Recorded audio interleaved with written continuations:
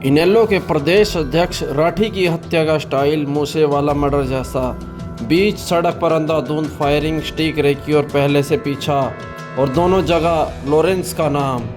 जहां पर हरियाणा में इंडियन नेशनल लोकदल के प्रदेश अध्यक्ष नफे सिंह राठी की हत्या सेम उसी तरीके से की गई जिस तरह सिद्धू मूसेवाला की हत्या की गई थी। यह मर्डर मिलता जुलता है और दोनों हत्याकांडों को एक ही स्टाइल में दिया गया है। और जहां पर राठी की हत्या में भी लॉरेंस गैंग का नाम आ चुका है। राठी की हत्या रविवार शाम को झज्जर जिले के बहादुरगढ़ के पास बराही रेलवे फाटक पर उस समय गोलियां मारकर की गई जब वे अपनी फॉर्च्यूनर में से कहीं जा रहे थे और 2 डीएसपी के नेतृत्व में हरियाणा पुलिस की 5 टीमें इस हत्याकांड में जांच कर रही हैं और एसटीएफ भी हमलावरों को ढूंढ रही हैं।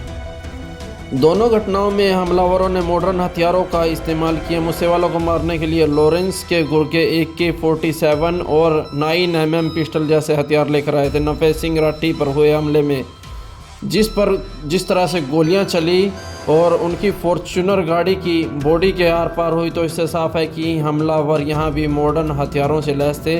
और पुलिस ने घटनास्थल से गोलियों के खाली खोल बरामद किए हैं और इसकी फोरेंसिक जांच के बाद ही पता लग पाएगा कि किन किन वेपन से फायरिंग हुई है।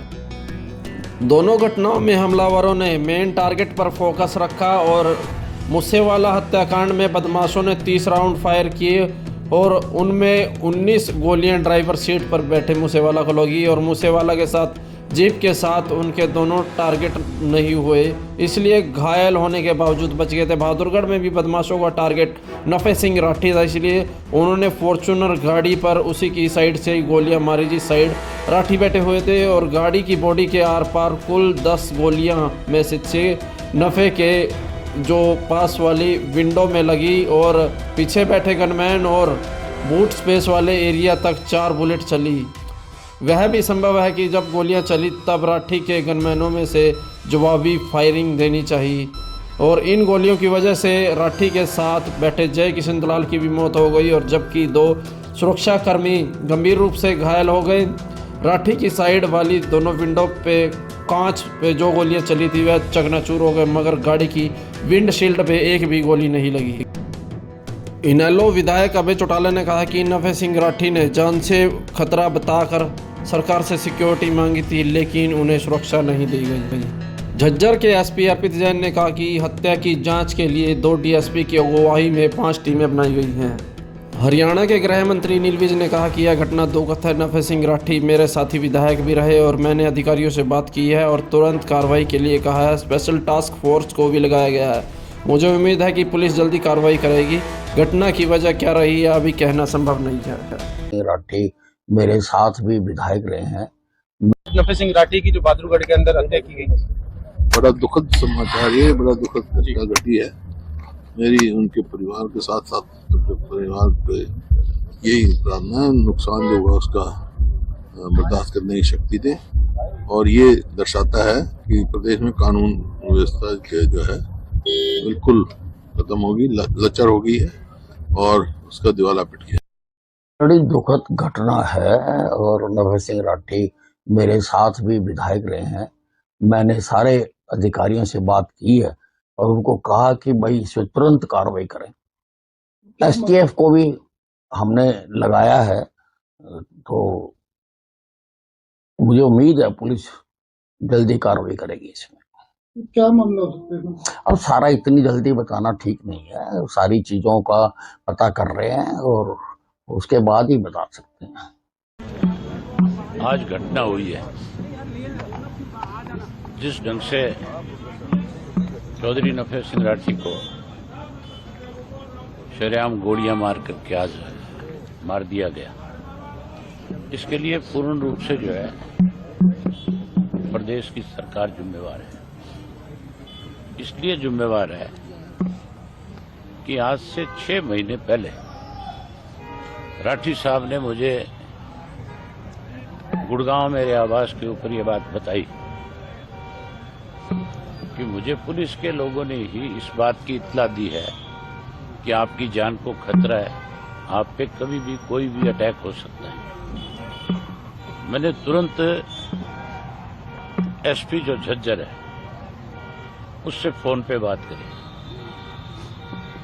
और मैंने उनको इस बात के लिए आगाह किया कि आपके पुलिस डिपार्टमेंट के लोगों ने राठी साहब को ये जानकारी दी है और राठी साहब आपसे स्वयं आकर के मिल रहे हैं, लिखित में आपको देंगे और आप इनको सुरक्षा मुहैया कराओ और इस बात की आप अपनी पुलिस की जिम्मेवारी लगाओ कि ये थ्रेट इनको कैसे मिली और कौन लोग हैं इसके पीछे।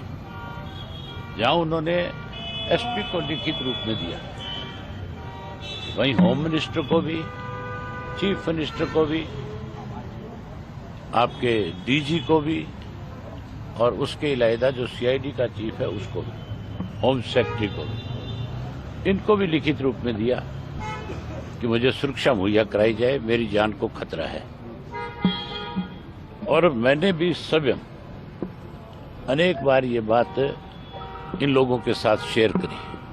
राठी साहब कोई मामूली व्यक्ति नहीं थे, वो 2 दफा के विधायक थे, हमारी पार्टी के प्रदेश के अध्यक्ष थे और उसके साथ साथ जो एक्स एमएलए की एसोसिएशन है उसके अध्यक्ष थे। एक्स एमएलए ने भी मिलकर के चीफ मिनिस्टर को ये बात कही, बावजूद उसके उनको किसी प्रकार की कोई सुरक्षा मुहैया नहीं कराई गई और उन लोगों को सुरक्षा प्रदान करते रहे जो लोग लगातार इस थ्रेट में शामिल थे। आज हरियाणा प्रदेश में ऐसे लोगों के पास सुरक्षा है जिनके ऊपर संगीन अपराध के मामले दर्ज हैं, जो नशे के कारोबार में शामिल है, जो अपराधियों को पनाह देने में शामिल है, उन लोगों को तो सुरक्षा प्रदान कर रखी है और जिसको सुरक्षा की जरूरत है उसको सुरक्षा देने की बजाय मुख्यमंत्री ये बात शरेआम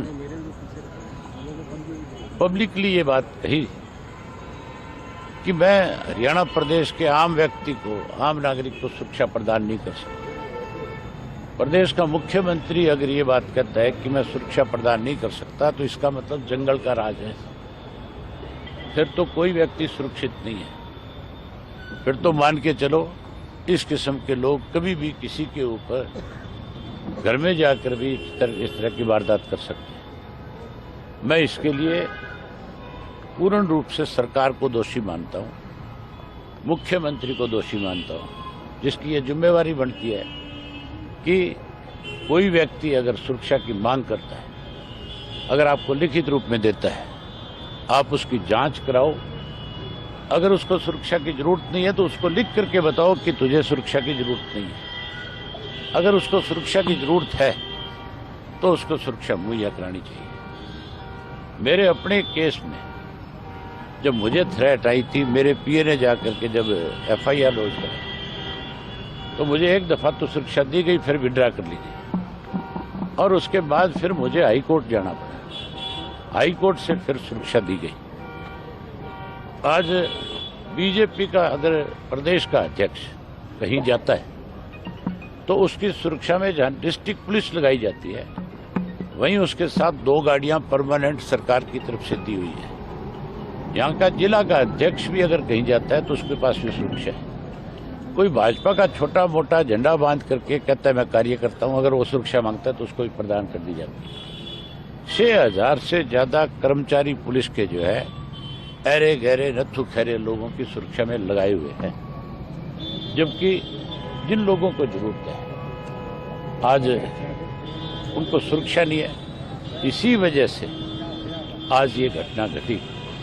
इसके लिए पूर्ण रूप से सरकार जिम्मेवार है। हम मांग करेंगे कि इसकी जांच सीबीआई से हो, इसकी निष्पक्ष जांच हो। जो लोग दोषी है उनके खिलाफ तो कार्रवाई हो ही हो, उनको तो पकड़ा ही जाए।